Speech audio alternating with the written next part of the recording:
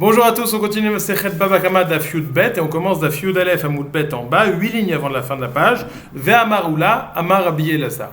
Étant donné qu'au sujet de la question précédente du Prat Nevela, l'évaluation de l'animal qui avait été tué, s'était prononcé Oula au nom de Rabbi Elazar, la Gemara avait rapporté plusieurs enseignements rapportés par lui-même.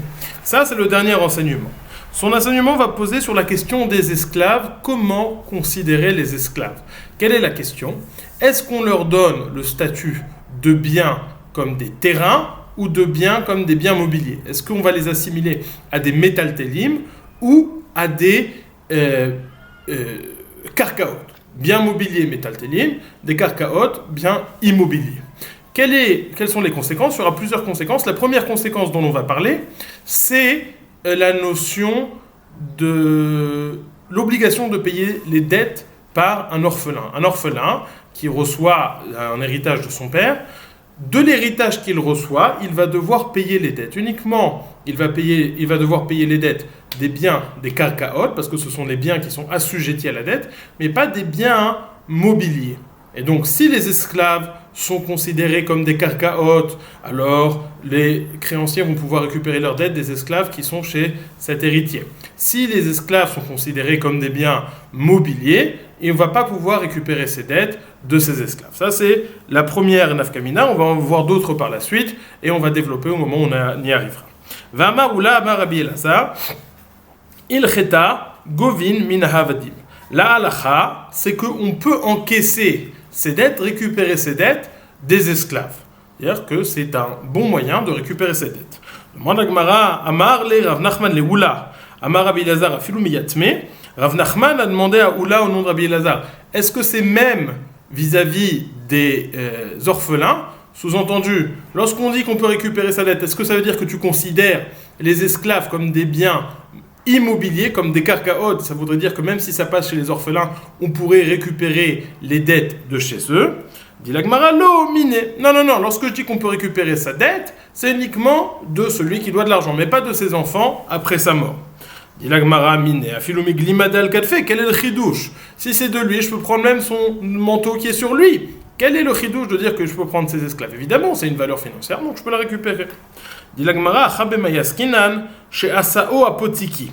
Kederava, de Amarava, Asa Avdo Apotiki ou Mecharo, Baal Chov Goveimeno. Shoro Apotiki ou Macharo, En Baal Chov Goveimeno, Maïtama, Haït Lekala, Vehadlit Lekala. Dit la Gemara, tu sais dans quel cas va-t-on avoir le chidouche? Dans le cas où il a rendu cet esclave apotiki. Qu'est-ce qu'un esclave apotiki? Si j'ai décidé au moment où j'ai contracté cette dette, j'ai dit voilà, cet esclave, de là tu récupéreras sa dette. Peut-être ça donne le mot hypothèque, mais c'est pas exactement ça. Apotiki, la Gemara dit potékaï, de là tu récupéreras ta dette. Et la conséquence, c'est quand bien même j'ai cet esclave, je l'aurais vendu à quelqu'un d'autre, tu vas pouvoir aller chez quelqu'un d'autre pour récupérer, chez les acheteurs, pour récupérer ta dette de cet esclave. Dit Rava, c'est uniquement si j'ai rendu un esclave apotiki que le créancier va pouvoir aller récupérer sa dette chez l'acheteur. Mais si j'ai rendu un taureau apotiki, dans ce cas-là, il ne va pas pouvoir récupérer sa dette chez l'acheteur. Pourquoi? Parce qu'un esclave, on sait qu'il est apotiki, et donc ça se sait, il y a du bruit, et donc l'acheteur, il aura fait attention. S'il n'a pas fait attention, tant pis pour lui. Tandis que lorsque je rends un taureau apotiki, ça n'a pas de col, lit les kala, ça ne fait pas de bruit, et donc on ne peut pas faire perdre comme ça à l'acheteur.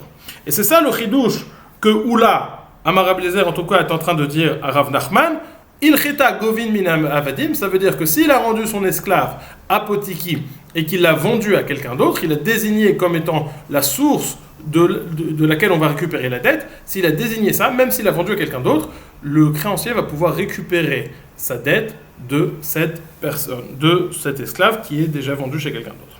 Dans les mots, Achabema Eskinan, ici de quel cas parlons-nous? Chez Asao Apotiki, il a rendu cet esclave apotiki, c'est-à-dire qu'il est désigné comme source de remboursement. Kederava, comme l'enseignement de Rava, Damarava, Asav d'Opotiki Bacharo Baal Chov Goveimeno, car Rava nous a enseigné s'il a rendu son esclave apotiki et il l'a vendu, le Baal Chov Goveimeno, le Baal Chov peut récupérer sa dette même chez l'acheteur. Shoro Apotiki ou Mecharo, En Baal Chov Goveimeno. Par contre, s'il a rendu son taureau apotiki et il a vendu par la suite, En Baal Chov Govemeno, le Baal Chov ne peut récupérer sa dette de ce taureau qui a été vendu. Maïtama, Haït Lekala, Valit Lekala. Dans un cas, il y a un col, dans un cas, il n'y a pas de col. Donc ça ne se sait pas, on ne fait pas perdre l'acheteur pour cela. Donc ça, c'est ce que Oula a répondu à Oula ou non Rabbi Lazar a répondu à Rav Nachman.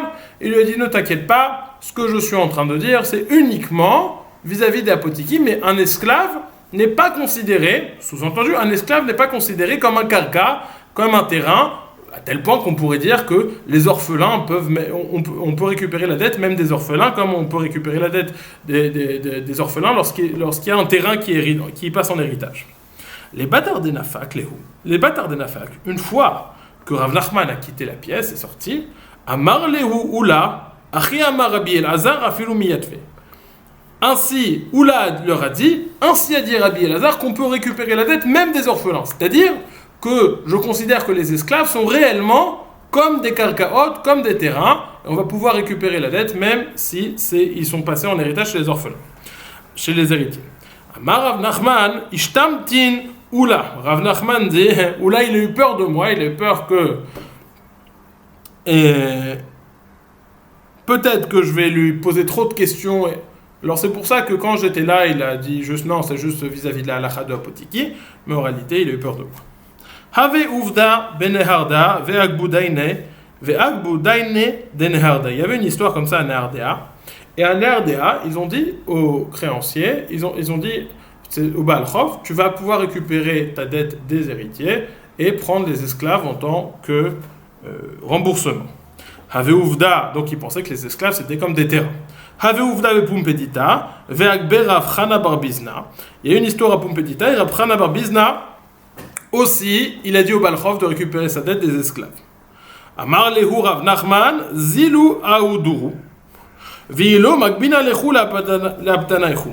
Rav Nachman leur a dit, le même Rav Nachman qui n'était pas d'accord, il leur a dit, rendez, allez tout de suite leur rendre cet esclave que vous leur avez pris, sinon je vous prends votre maison et je leur donne à eux. Au Dayanim, il a dit ça au Dayanim, me semble-t-il.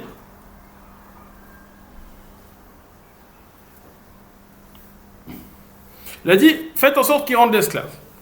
Demande la Gemara à Marle Rava, le Rav Nachman. Rava a dit à Rav Nachman, Ha-Oula, il y a Oula qui pense que les esclaves sont comme des terrains. Ha-Rabbi Elazar, il y a Rabbi Elazar qui pense que les esclaves sont comme des terrains. Ha-Daine de Nehardea, il y a les Dayanim de Nehardea, et Rav Chana bar Bizna. Et il y a Chana bar Bizna. Donc ces quatre personnes pensent que les esclaves sont comme des terrains. Mar, Keman, Shirale, monsieur, toi, c'est-à-dire Rav Nachman, comme qui penses-tu? Amarle, Anna Matnita Yadana, il lui a dit, moi, j'ai une braïta, et de cette braïta, je vois que les esclaves ne sont pas considérés comme des terrains, mais comme des métaltélim, comme des biens mobiliers. Détané Avimi, car Avimi a enseigné. Pour bien comprendre la preuve de cette braïta, on va faire une petite introduction à différents types de kinyanim. Alors c'est une Mishnah qu'on a vue dans Masechet Kiddushin, différents types de kinyanim qui pourront avoir des implications sur des métaltélim ou sur des karkaot. Si on fait des kinyanim sur des karkaot, est-ce que ça peut avoir une influence sur des métaltélim? La première notion de laquelle on va discuter, c'est le kinyan agav. Si je fais un kinyan sur un karka, je peux, par le biais du kinyan que je fais sur le karka, acquérir en même temps des métaltélim. C'est ça? Je fais un kinyan sur le karka, et par le kinyan que je fais sur le terrain, j'acquiers en même temps des métaltélim. A l'inverse, ça ne fonctionne pas. Si je fais un kinyan sur les métaltélim, je ne vais pas pouvoir acquérir par le biais de ce kinyan un karka, un terrain. C'est lorsque je fais un kinyan karka, lorsque je fais un kinyan sur le terrain, je vais pouvoir acquérir des métaltélim. Ça, c'est ce qu'on appelle le kinyan agav. Un deuxième kinyan dont on va avoir besoin pour comprendre la suite, c'est ce qu'on appelle peut-être le kinyan sadna d'Achadou, ou alors le kinyan Esser Sadot, c'est-à-dire que lorsque je fais un kinyan sur un terrain, je peux acquérir par ce kinyan que je fais sur le terrain d'autres terrains, parce qu'ils sont tous reliés par la même terre. En réalité, ils sont tous comme s'ils étaient tous liés. Et donc lorsque je fais un kinyan sur un terrain, je peux acquérir d'autres terrains. Donc je reprends. Lorsque je fais un kinyan sur un terrain, je peux acquérir des métaltélim. Lorsque je fais un kinyan sur métaltélim, je ne peux acquérir le terrain qui va avec. À l'inverse, et premier kinyan. Deuxième kinyan, lorsque je fais un kinyan sur un terrain, je peux acquérir d'autres terrains. Et donc là, vous comprenez que ce qui va se jouer dans ces braïtot, on va voir, est-ce que lorsque je fais un kinyan sur un terrain, je peux acquérir des esclaves, ou alors l'inverse. Et donc ça va nous permettre de déduire, est-ce que les esclaves sont considérés comme des terrains, ou sont-ils considérés comme des métaltélim? Nous y allons. Détané Avimi, donc je reprends, Rav Nachman dit, moi j'ai une braïta qui me laisse sous-entendre, qui me va dans le sens que les esclaves sont considérés comme des métaltélim et pas comme des karka. Allons-y, que dit la braïta? Détané Avimi, Prousboul chalala karka, ve'eino chalala vadim. Tout d'abord, la première preuve, c'est que pour le prousboul, pour pouvoir faire le prousboul, vous savez, cet accord qu'on fait à la fin de la Shemitah, qui était institué par Hillel, pour faire que les dettes ne sautent pas à la fin de la Shemitah, il faut que ça prenne effet, il faut qu'il y ait un terrain. Alors dit la Gemara, c'est chalala karka ve'eno chalala avadim. Ça prend effet sur un terrain, pas sur des esclaves. Donc déjà, on voit que les esclaves ne sont pas considérés comme des terrains. Mais deuxièmement, metaltelim niknim ima karka ve'eina niknim ima avadim. Les biens métaltélim sont achetés avec le terrain, mais les biens métaltélim ne sont pas achetés avec les esclaves. C'est-à-dire, lorsque je fais un kinyan sur un terrain, je peux acheter avec ça des métaltélim aussi. Par contre, lorsque je fais un kinyan sur un esclave, je ne peux pas acheter avec ça des métaltélim aussi. Ça a l'air d'être, dit donc Rav Nachman, que les esclaves ne sont pas considérés comme des terrains. Parce que sinon, de la même façon que lorsque je fais un kinyan, ça marche pour les métaltélim, alors lorsque je fais un kinyan sur la vadim aussi, ça devrait marcher pour les métaltélim. Donc ça, c'est la discussion. Donc on a une discussion entre Oula, au nom de Rabbi Elazar, et Rav Nachman. Est-ce que les terrains sont comme des karkaot ou comme des métaltélim? Oula nous dit comme des karkaot, Rabbi Elazar nous dit comme des... Rav Nachman nous dit comme des métaltélim. Alors dit la Gemara, Leima ketanae, disons que ce sujet, c'est en réalité une marloquette tanaïm, parce qu'on va ramener deux braïtot qui vont avoir l'air de se contredire, et pour résoudre ces deux braïtot, la première proposition qu'on va avoir, c'est de dire, en fait, il y en a un qui pense que les esclaves sont comme des terrains, tandis que l'autre pense que les esclaves sont comme des karkas. Alors c'est ce qu'on va voir tout de suite. Première braïta, Leima ketanae, disons comme cette marloquette tanaïm. Car nous avons enseigné, Macharlo, Avadim, Vekarkaot. Si quelqu'un vend à son prochain des terrains et des esclaves. Avadim, Vekarkaot. Alors que se passe-t-il? Irzik, Ba'avadim, Lokana Karkaot. Bekarkaot, Lokana Avadim. Si, donc ça c'est la première braïta, on va voir une deuxième et une troisième après. Si il a fait un kinyan sur les Avadim, il n'a pas acquis l'Okana Karkaot. Et s'il a fait un kinyan sur les Karkaot, l'Okana Avadim. Donc, ce cas, on va en discuter par la suite, mais ce cas, il est de toute façon compliqué. Parce que de deux choses l'une. Avadim l'Okana Karka, ça veut dire que les esclaves ne sont pas considérés comme des Karkaot, mais comme des métaltélim. Parce qu'on a dit que si je fais un kinyan sur un karka, je peux acheter d'autres karkas. Donc si c'est un karka, je devrais pouvoir acquérir l'autre karka. Et je vois que ça ne fonctionne pas.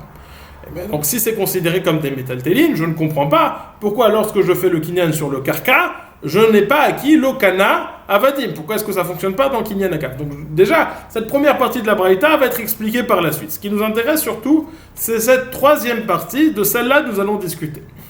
La deuxième partie, c'est le kinyan agav, qui est explicité, karkaot ou métaltélim, lorsqu'il lui a vendu des karkaot et des métaltélim, irzib bekarka kana métaltélim, be métaltélim, no kana karka. Ce que nous avons expliqué, si il a fait un kinyan sur le karka, il a acquis par cela les métaltélim. Par contre, s'il a fait un kinyan sur le métaltélim, il ne peut acquérir par cela le karka. Métaltélim, no kana karka. Jusque-là, on a dit, le premier cas, ça va demander une explication par la suite. Le deuxième cas, on connaît, c'est le kinyan agav entre un karka et un métaltélim. Ce qui nous intéresse surtout, c'est le troisième cas. Comment est-ce que ça se joue entre des avadim et des métaltélim et des métaltélim et des avadim? Que nous dit la troisième partie de la braïta? Avadim ou métaltélim, s'il lui a vendu des esclaves et des métaltélim. Irzik be avadim, lokana métaltélim, be métaltélim, lokana avadim. S'il a fait le kinyan sur les avadim, ça n'a pas racheté les métaltélim. Le kinyan ne fonctionne pas. S'il a fait le kinyan sur les métaltélim, ça n'a pas racheté les avadim. De cette partie de cette braïta, si on oublie la première partie, mais on regarde que celle-ci, ça a l'air d'être que les avadim sont considérés comme des métaltélim. En effet, Si les avadim étaient considérés comme du karka, on a dit lorsque je fais un kinyan sur le karka, ça fonctionne pour acheter des métalténines. Et là, je vois que je fais un kinyan sur des avadim, ça ne fonctionne pas pour acheter des métalténines. Ça voudrait dire que cette braïta pense que les avadim sont considérés comme des métalténines, comme des biens mobiliers, et pas comme des biens immobiliers. Et donc, si c'est ça, on comprend ensuite la suite, métaltéline lokana avadim, puisque lorsque je fais un kinyan sur un métaltène, ça ne me permet pas d'acquérir un autre métaltène. Donc ça, c'est la première braïta. Vehatanya, et la seconde braïta nous dit Irzik be'avadim kana metaltelin. La seconde braïta nous dit si j'ai fait un kinyan sur des avadim, j'ai acheté les metaltelin. Donc voilà, nous avons une marloquette entre cette première braïta et cette seconde braïta. Lorsque je fais un kinyan sur des avadim, est-ce que lo kana metaltelin ou est-ce que kana metaltelin? Comment expliquer cette contradiction? N'est-ce pas que c'est ça le sujet de la marloquette entre ces deux braïtot? Des mar savar avadim ke mekarka et dame, ou mar savar avadim ke metaltelim dame. Cette braïta pense que les avadim sont considérés comme des terrains, et donc c'est pour ça que le kinyan fonctionne, kinyan agav, tandis que cette braïta pense que les avadim sont considérés comme des metaltelim, et c'est pour ça que le kinyan agav ne fonctionne pas. La Gemara va proposer deux réponses à cette question, à cette proposition, et de dire on peut expliquer les deux braïtot d'un côté de la balance ou de l'autre côté. Ou on peut dire tout le monde pense que les esclaves sont comme des métaltélines, et donc dans ce cas-là on va devoir expliquer comment est-ce que ça fonctionne ici. Ou alors on va dire que tout le monde pense que les esclaves sont comme des karkaot, et on va expliquer pourquoi selon cette braïta cela ne fonctionne pas. Allons-y. Amar Ravika Bere de Ravami, Ravika fils de Ravami nous dit des Kula Alma Avadim Kemekarka Edami. Selon tout le monde, les esclaves sont considérés comme des karkaot. Vehat etanya kana. Shapir et la braïta qui nous dit que lorsque j'ai fait un kinyan sur des avadim, ça fonctionne pour acheter des métaltélines, ça va bien, puisque de la même façon que lorsque je fais un karka, ça fonctionne pour acheter des métaltélines, là aussi. Veha detanya lokana. Alors maintenant, comment expliquer cette braïta qui nous dit avadim lokana métaltélines? Va detanya lokana. Le type de karka, le type de terrain qui permet de faire ce kinyan agav, que lorsque je fais un kinyan sur lui, ça me permet d'acquérir d'autres métalténines, on a besoin d'un terrain particulier. Il ne se suffit pas que ce soit un karka, il faut que ce soit un karka des lonaïdés, un terrain qui ne bouge pas. De la même façon que de là où on a appris le kinyan, on parlait d'une ville, et une particularité de la ville, c'est qu'elle ne bouge pas. Alors là aussi, le type de kinyan qu'on a besoin, qui fonctionne pour ce kinyan agav, il faut des terrains qui ne bougent pas. Et ça serait ça la marloquette entre cette première braïta et cette seconde braïta. Dans la première braïta, on dit quand bien même ce serait considéré comme des karkas, vis-à-vis du kinyan agav, ça n'a pas d'implication, puisqu'on a besoin d'un terrain qui ne bouge pas. C'est pour ça que quand bien même ce serait un karka vis-à-vis d'autres dinim, ici, kana avadim, lo kana metaltenim. La deuxième braïta dit non, ça n'a pas d'importance, même s'il bouge, ça s'appelle un terrain, et ça fonctionne pour ce kinyan agav, ça s'appelle un terrain, kana avadim, kana metaltenim. Detnan, car nous avons enseigné, ça aussi c'est la fameuse Mishnah dans Masechet Kiddushin que nous avons cité plus haut, a nechasim she'en lahem acharayut, niknim mi nechasim she'yesh lahem acharayut. Les biens qui n'ont pas de garantie sont achetés par les biens, par le kinyan qu'on fait sur les biens qui ont une garantie. C'est quoi les biens qui ont une garantie, ceux qui n'en ont pas? Les terrains, ça a une garantie, les métalténim, ça n'a pas de garantie. Dit la Gemara, la Mishnah en d'autres termes, on peut acheter des métalténim par le kinyan qu'on fait sur un karka. Bekesef, bishtar ou bechazaka, avec les kinyanim qui fonctionnent sur le karka, donc kesef, shtar ou chazaka. Menan et Milé, de la Gemara dit d'où savons-nous cela? Amar Cheskia d'Amar Kra, Cheskia nous dit parce que le pasuk nous dit Veiten lahem aviem matanot rabot, leur père leur a donné beaucoup de cadeaux, les kesef ou les zahav ou les migdanot, im are metzurot beyehuda, de l'argent, de l'or et des choses précieuses, me semble-t-il, avec les villes fortifiées de Yehuda. Donc il leur a donné beaucoup de biens avec les tours fortifiées. Cela sous-entend que le kinyan a été fait sur les tours fortifiées et que ce kinyan a fonctionné aussi pour les autres choses. En tout cas, dit la Gemara, on a besoin d'un type de karka pour faire ce kinyan, un karka qui ressemble au harem et Tzurot de Yehuda, ces villes fortifiées de Yehuda, et donc qui sont des villes qui ne bougent pas. Ça, c'est la première possibilité de résolution de ces deux braïtot, sans dire qu'il y a une marloquette entre les deux, enfin une marloquette essentielle à savoir quel est le statut des esclaves, mais juste une marloquette au sujet du Kinyan Agav. Est-ce qu'on a besoin de tout terrain ou est-ce qu'on a besoin plus précisément d'un terrain qui ne bouge pas? Dit la Gemara, Ika de Amre, certains disent l'inverse, que Rav Ika Bered Rav Idi a dit la réponse inverse. Des Koule Alma Avde Kemetal Talindam. Tout le monde pense, et cette première braïta et cette seconde braïta, que les esclaves sont considérés comme des métaltélim. C'est-à-dire, même celle-là, même celle-ci. Alors, si les esclaves sont considérés comme des métaltélim, on comprend bien pourquoi, lorsque je fais un kinyan sur un esclave, ça ne fonctionne pas pour acheter des métaltélim. Mais pourquoi donc alors, lorsque je fais un kinyan sur un esclave, ça fonctionnerait pour acheter des métaltélim si les esclaves sont considérés des métaltélim? Métaltélim ne peuvent acheter d'autres métaltélim. Le kinyan sur un métaltélim ne peut faire un kinyan sur un autre métaltélim.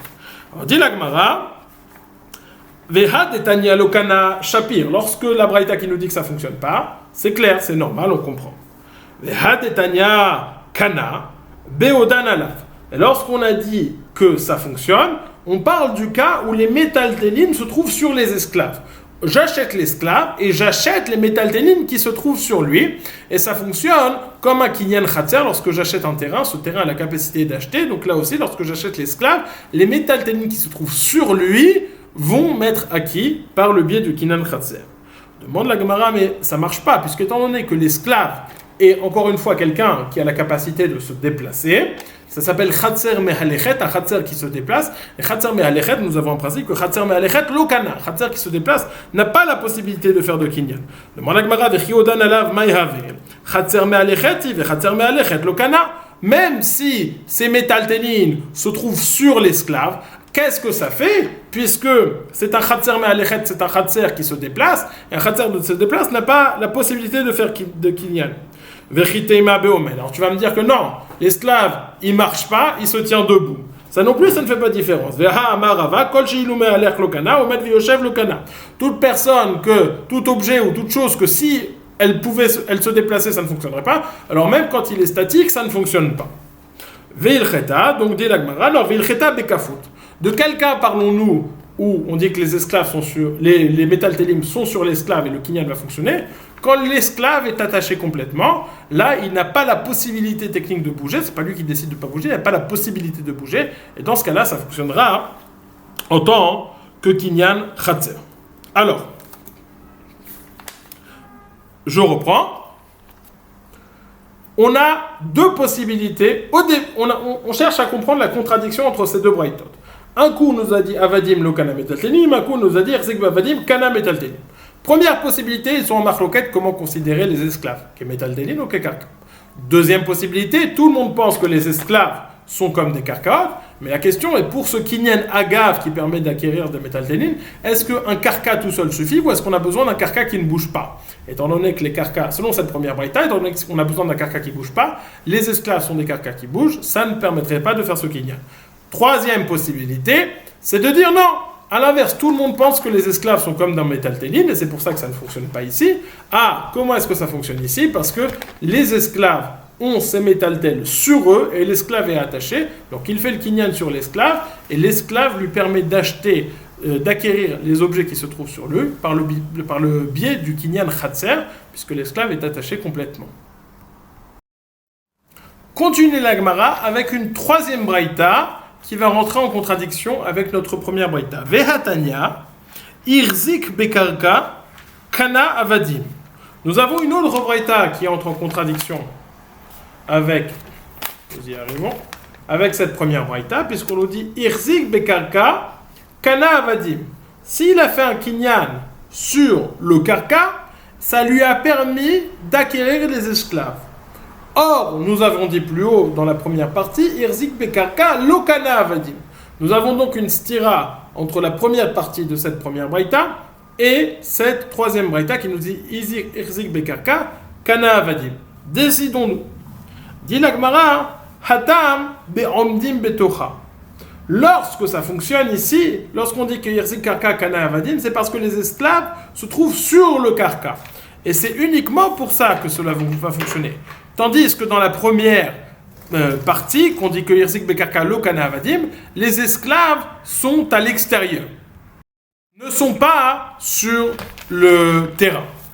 Dit la Gemara, Irzik bekarka kana avadim, hatam be'omdim betocha. Là-bas, on parle, dans ce cas-là, que ça fonctionne parce que les avadim sont sur le terrain. Dit la Gemara, Michlal dehai lokana keshe'en omdim betocha. Ça veut dire que la différence entre cette partie de la Braïta et celle-ci, quand on dit lokana et quand on dit kana, là, les esclaves se tiennent dedans, tandis que là, les esclaves ne se tiennent pas dedans. C'est pour ça que ça ne fonctionne pas. Michla dehai lokana anicha leach lishna, michla dehai lokana keshe'en omdim betocha. Hanicha leach lishna damara vikabere de ravami avde kemetal teledame ainu de i omdim betocha in ilolo. Et là, les achlishna damar avde kemekarkae dame mlamali omdim betocha amar Shmuel macharlo eser sadot beser medinot kevan shechzik be'echad mehen kana kulan. Dit la Gemara, je comprends selon le Mandé Amar qui me dit que les esclaves sont considérés comme des métaltélines.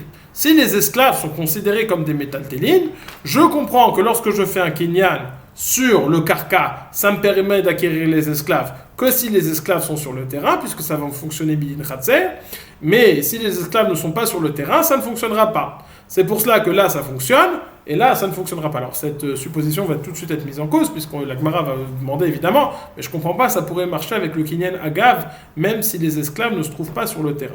En tout cas, pour l'instant, la Gemara ne tient pas compte de ça, et dit comme ça. Cette différence qu'on a fait entre ici et là, ça se comprend selon le Mandé Amar qui dit que les avadim sont des métaltélim. Là, donc, et dit si les avadim sont métaltélim, j'ai besoin qu'ils soient dans le terrain pour que le kinyan fonctionne. Donc là, ils n'y sont pas, ça ne fonctionne pas. Là, ils y sont, ça fonctionne. Dit la Gemara. Et là, les hach lishna d'amar avde kemekarkae dami. Mais selon cette version, selon cette lishna qui pense que les esclaves sont comme des karkaot, Lamali omdim betocha. Pourquoi ai-je besoin que les esclaves se trouvent dans le terrain pour que cela fonctionne? Ha'amar Shmuel macharlo eser sadot beser medinot kevan shirzik bechat mehen kanakulan. Pourtant, Shmuel nous a enseigné. Lorsqu'on m'a vendu 10 champs, 10 terrains dans 10 pays différents, à partir du moment où j'ai fait un kinyan sur un des champs, ça fonctionne pour être un kinyan pour tous les champs, même si je ne suis pas à côté des autres champs. Donc, dit la Gemara, je ne comprends pas, selon le Mandé Amar qui pense que des témoins, selon le Mandé Amar qui pense que des esclaves sont comme des karkaot, pourquoi est-ce que j'aurais besoin que les esclaves soient sur le karka pour pouvoir les acheter, et ça ne serait pas comparable à 2 champs pour lesquels je peux faire un kinyan ici et acquérir l'esclave qui se trouve plus loin. Dit la Gemara, Velitamer, les hach lishna d'amar avde kemetaltele dame, lamali omdim betocha. Ha kaimalan de l'obainan tsvurin. Dit la Gemara, je comprends pas. Toi, tu m'as dit, si je dis que c'est comme des métaltélines, tout va bien. S'il n'est pas dedans, ça marche pas. S'il est dedans, ça marche bien. Mais si tu me dis que c'est comme des karkaot, ça va pas bien, je comprends pas. Mais pourquoi ça va bien si tu dis que c'est des métaltélines? Après, a priori, on a dit que lorsque je fais un kinyan sur le karka, ça fonctionne pour acquérir des métaltélines. Où qu'il soit, je n'ai pas besoin qu'il soit sur le terrain. Donc je te renvoie la question. Et toi, comment comprends-tu? Comment fais-tu la différence entre ces avadim, quand bien même ils seraient considérés comme des métaltélines, et des autres métaltélines? Les avadim, tu dis qu'il faut qu'ils soient sur le terrain, et les autres métaltélines, tu dis c'est pas grave, même s'ils sont pas sur le terrain. Comment comprends-tu cette différence? Et la maït lechalememar shani métaltélé des naïdem, métaltélé de l'onaïdem. Alors comment vas-tu répondre à cette question? Oui, les avadim, c'est comme des métaltélim, mais c'est des métaltélim qui bougent.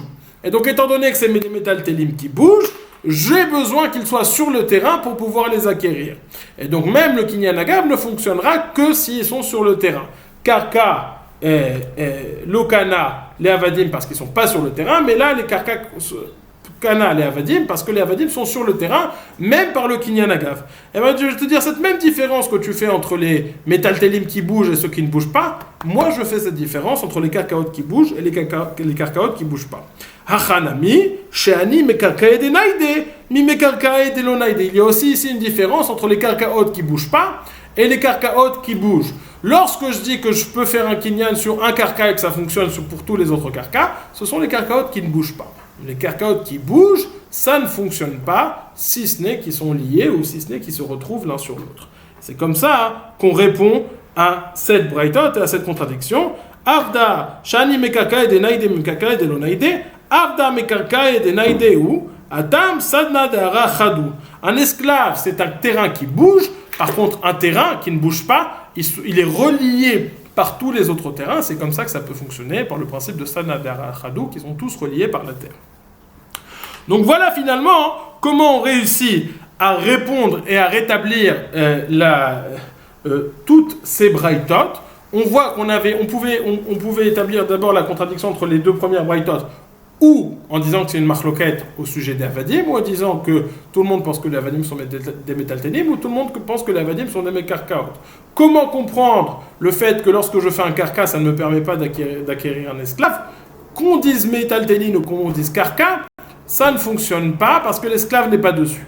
Et alors, étant donné que l'esclave c'est un karka qui bouge, ou alors un métaltel qui bouge, ça ne fonctionne, le kinyan sur le karka, que lorsque l'esclave se trouve dessus, et pas dans des conditions différentes. Continue la Gemara. Nous avons enseigné dans la Mishnah, on a dit les types de nechassim sur lesquels on sera chayav, ce sont nechassim she'en bahem me'ila. Les nechassim sur lesquels on ne peut pas faire de me'ila. Qu'est-ce que ça sous-entend me'ila? Me'ila, c'est une utilisation des objets qui seront kodesh et qui vont entraîner une certaine transgression et certains chiyuvi. Maintenant, dit la Gemara, le fait que j'ai pas fait la distinction entre des biens kodesh et des biens qui ne sont pas kodesh, j'ai pas dit je ne suis chayav que sur les biens qui ne sont pas kodesh, ça sous-entend qu'il y a une catégorie entre les biens chol et les biens super kodesh sur lesquels il y a eu meila. Ça sous-entend qu'il y a une catégorie intermédiaire des biens qui sont kadosh, mais sur lesquels il n'y aurait quand même pas de meila. Et c'est ça que va demander la Gemara. Nechassim she'en behem meila, on a dit dans la Mishnah, je suis chayav sur les nechassim qui n'ont pas de meila. Sous-entend la question de la Gemara, pourquoi est-ce que j'ai pas dit les nechassim qui sont chol, les nechassim du hédiot ou une autre terme, meila hu delit behu, hamikadesh kotche. Ces nechassim sur lesquels je serai chayav, à partir desquels je serai chayav, c'est pas uniquement les nechassim qui sont chol, mais même les nechassim qui sont kodesh, à partir du moment où ils n'ont pas de meila.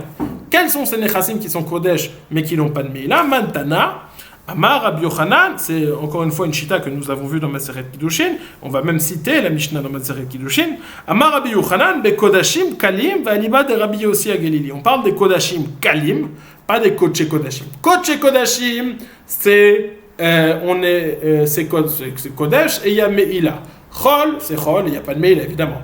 Kodashim kalim selon Rabbi Yossi Agelili. Alors on va voir que tant qu'ils sont en vie, c'est une précision qui va être faite par la suite, tant qu'ils sont en vie, c'est kadosh, mais ça s'appelle quand même la propriété, l'argent du propriétaire, mamon ba'alim.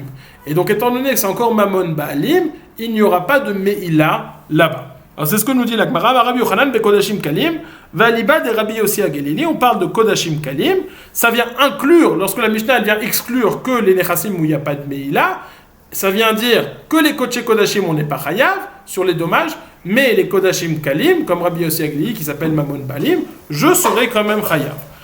À maintenant, Rabbi Yochanan be kodashim kalim, valiba de Rabbi Yossi Agelili, c'est selon Rabbi Yossi Agelili, de Amar, car Rabbi Yossi Agelili nous a dit mamon balim, ou qui nous a dit que les kodashim kalim sont des mamon balim, c'est la propriété de leur propriétaire et pas mamon gavois, pas l'argent d'achat.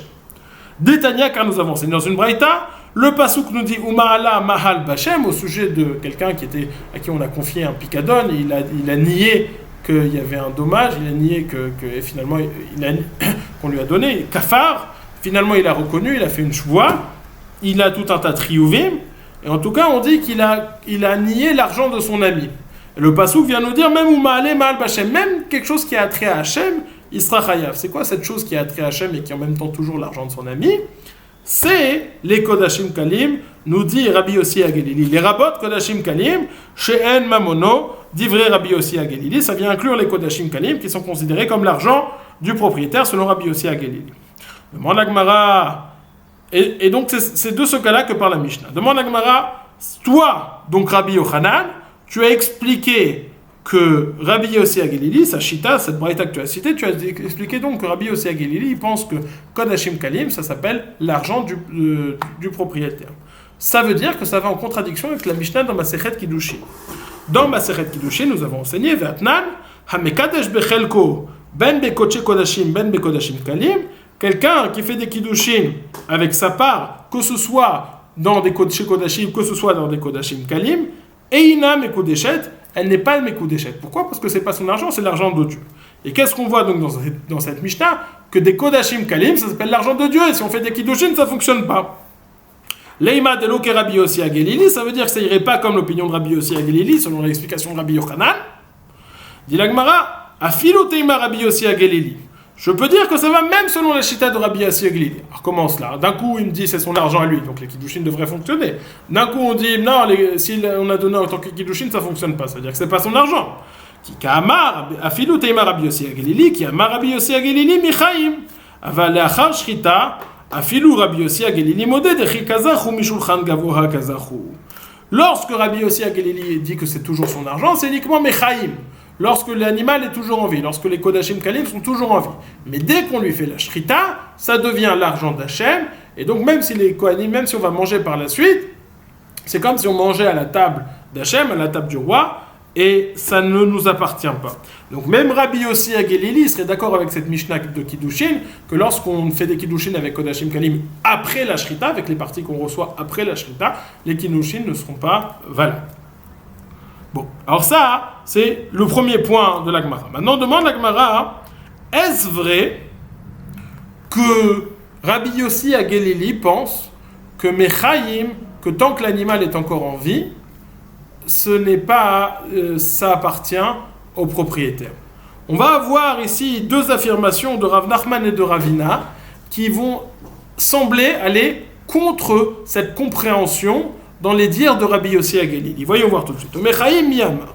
Est-ce que Rabbi Yossi Agelili a dit que, alors que l'animal est encore en vie, ça appartient au propriétaire?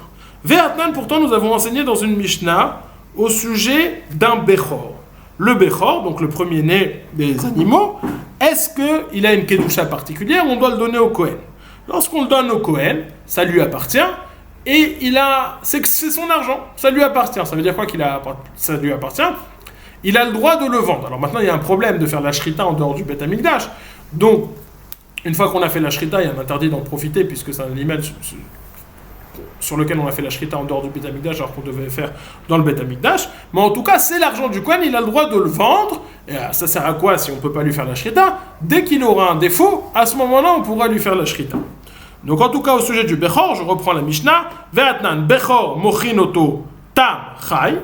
Le Bechor, le Kohen peut le vendre s'il est shalem, s'il n'a pas de défaut, il peut le vendre s'il est vivant, pas s'il a la shrita, parce qu'une fois qu'il y a la shrita, on a interdit d'en profiter. Ou Baal Moum, par contre, s'il a un défaut, on peut déjà lui faire la shrita kshera même en dehors du Beth Amikdash. Moum ou Baal Moum, chai, veshachut, ou mekachinpo et aisha. Le Baal Moum, on peut le vendre qu'il soit vivant, qu'il soit égorgé, ou même, et on peut même faire des kiddushin avec. Ça, c'est la Mishnah, donc, qui sous-entend que le Bechor, ça serait Mammon Kohen, et ça ne s'appellerait pas Mammon Gavoa. C'est l'argent du propriétaire et pas l'argent d'Hachem. Et sur ça, Rav Nachman vient limiter, Rav Nachman Maraba Baravua, Lo Shanu Ela Bechor Bizman Azeh, Dikevan de Lo Chazela Krava Itleu le Kohanim Sriya Begavayu, Aval Bizman Shebeit Amikdash Kayam, de Chazela Krava Lo. Et Rav Nachman dit au nom de Rabba Baravua que tout ce que nous avons enseigné, que le Bechor, ce premier-né, appartient au Kohen, c'est uniquement Bizman Azeh, il n'y a plus de Beth Amikdash, on ne peut pas l'amener au Beth Amikdash. Mais du temps où il y avait un Beth Amikdash, ça ne s'appelait pas l'argent des Kohanim, ça s'appelait l'argent d'Hachem. Donc voilà la chita de Rav Nachman qui nous dit que toute chose qui va être amenée au Beth Amikdash, ça s'appelle l'argent d'Hachem, et ça ne s'appelle pas l'argent des Kohanim. Et sur ça, Veitive Rava le Rav Nachman, Rava a objecté à Rav Nachman. Pourtant, nous avons la Braïta, où Ma'ale Ma'al Bashem, les Rabot Kodashim Kalim, chez Mamono, d'Ivray Rabbi Yossi Agelili. Nous avons une Braïta, la Braïta qu'on cite, et où Rabbi Yossi Agelili nous dit que les Kodashim Kalim sont appelés son argent à lui, bien qu'on parle d'un cas où c'est apte à être amené, ça parle d'une période, le Psokim évidemment parle d'une période où il y a encore le Beit HaMikdash, et c'est apte à être amené au Beit HaMikdash. Donc on voit ici qu'on a une contradiction entre Rabbi Yossi Agelili et Rav Nachman. Rav Nachman nous dit tout ce qui est apte à être amené au Beit HaMikdash, ça s'appelle Mammon Gavoa et ça s'appelle pas Mammon Ekdesh. et ça s'appelle pas Mamon Baalim, tandis que Rabbi Yossi Agelili a l'air de nous dire que les Kodashim Kalim, ça s'appelle Mamon Baalim. Et sur ça, qu'est-ce que Ravina a répondu? Ravina Amar, ou Meshane Ravina, Bebechor, Bechutza Laaretz, Valiba de Rabbi Shimon, Amar, Im Baout Mimim, Ikrevu, Vim Baou In, Lechatrila Lo. Ravina nous dit, tu sais, lorsque Rabbi Yossi Agelili dit que ça s'appelle Mamon Baalim, c'est pas en Eretz Israël, parce que si c'est en Eretz Israël, on serait d'accord avec Rav Nachman, qu'on doit l'amener sur le Beit HaMikdash, et donc ça s'appelle pas Mamon Baalim mais Mamon Gavoa. Lorsqu'il a dit que ça s'appelle l'argent du propriétaire, ça s'appelle toujours son argent, on parle d'un Bechor en Chutz Laaretz. Et on va, selon l'opinion de Rabbi Shimon, qu'un Bechor en Chutz Laaretz, on n'a pas d'obligation de l'amener au Beit HaMikdash. C'est comme si, comme si il n'était pas destiné à être allé sur le Beit HaMikdash. Et c'est comme ça que Ravina résout la contradiction entre Rav Nachman et l'opinion apparente de Rabbi Yossi Agelili, en laissant sous-entendre dire que Rabbi Yossi Agelili n'a parlé que en Chutz Laaretz. Mais dès qu'on se trouve en Eretz Israël, dès que c'est quelque chose qui va être amené sur le Beit HaMikdash, ça s'appelle plus Mamon Baalim.